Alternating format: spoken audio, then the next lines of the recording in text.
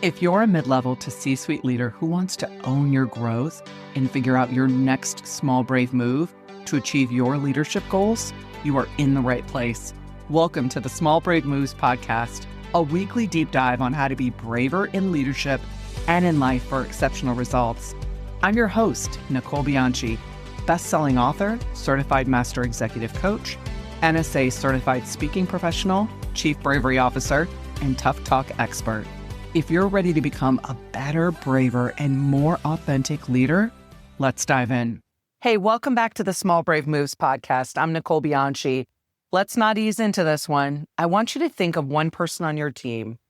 You already know who it is, the one whose behavior who has become a pattern, the one everyone talks about but no one addresses, the one you've been meaning to talk to for weeks, maybe months. Yeah, that person. Now, here's the harder question. How long have you known? Because your team already knows it and they feel it, they see it. And right now, they're not just questioning that person. They're questioning you, your standards, your leadership, your courage.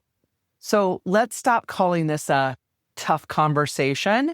This is a leadership decision you've been avoiding. And the longer you wait, the more damage you're doing. Not just to that person, but to your entire team. Let's call this what it actually is. You're not just keeping the peace, you're tolerating the behavior you don't want and hoping it fixes itself, and it won't. And while you're waiting, your best people are watching, and they're thinking, why am I working this hard if that's what gets tolerated? That's how you lose great people. Not because of strategy, because of what you allow. Gallup says 70% of team engagement comes down to the manager. So this is what they're talking about. It's not your vision. It's not your strategy. It's this moment. And here's another truth. Only 2 out of 10 employees feel like performance is managed in a way that actually motivates them. 2 out of 10. That means most leaders are either avoiding these conversations, watering them down, or just having them way too late. So let's fix that. This conversation, what I call the being better conversation, not about calling someone out. It's about calling someone up. And if we're being honest, you haven't done that either.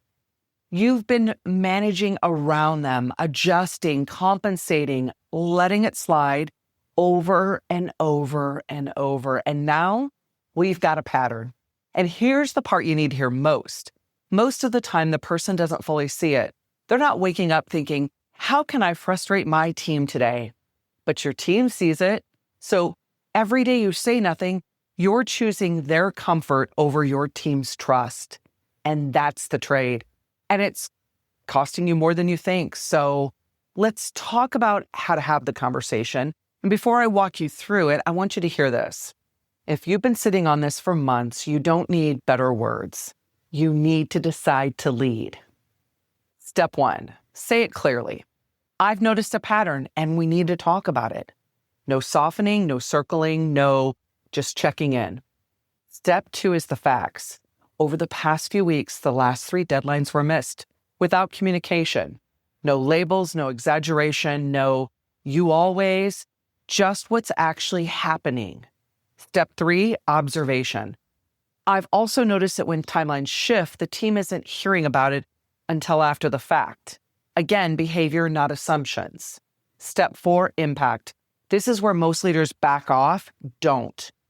So tell them when this happens, the team scrambles, it affects trust, and it's starting to change how people rely on you. Let that land. Don't rush to soften it. And then this is what makes the being better conversation important. Add this. I'm bringing this up because this isn't who you are at your best. I've seen what you're capable of, and this isn't it. I'm not willing to lower the bar for you. That's leadership. That's calling someone up. And step 5, explore what's going on. And I mean it. Listen, because you might learn something you don't expect. But don't lose your backbone here either, because understanding does not remove accountability. It informs it. Step 6, action. What does better look like starting now? What needs to change?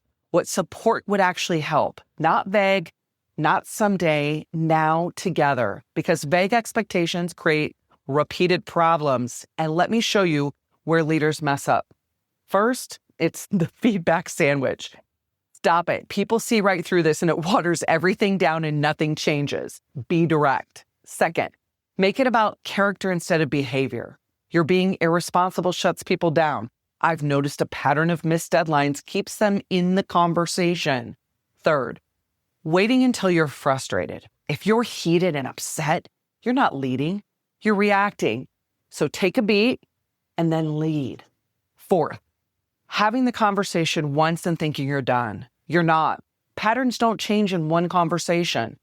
Follow-up is where the trust is built. Hey, how's it going since we talked? What's working? What's still off? That's leadership. And here's the deeper truth underneath it all. Every time you avoid this conversation, you're choosing your own comfort over your team's growth. And I'm saying that directly because it's true. Every leader does this at some point, but the best leaders, they won't stay there. They step in earlier. They say the thing. They hold the standard, and then they do it with care and clarity. They tell people, I see more in you than what you're showing me right now, and I care enough to say something. That's not hard. That's rare.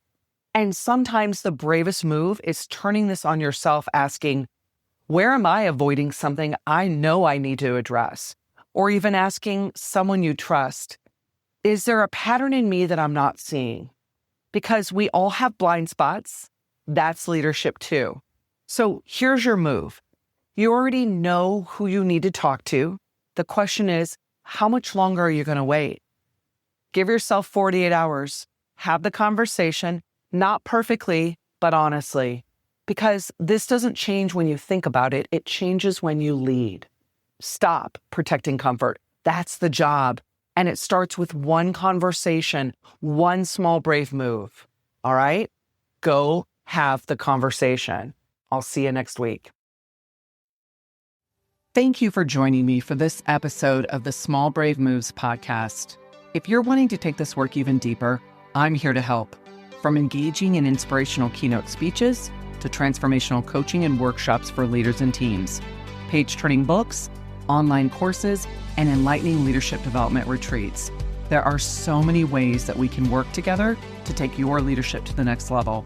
For more information, check out the show notes, and let's do this together, one small brave move at a time. See you next week.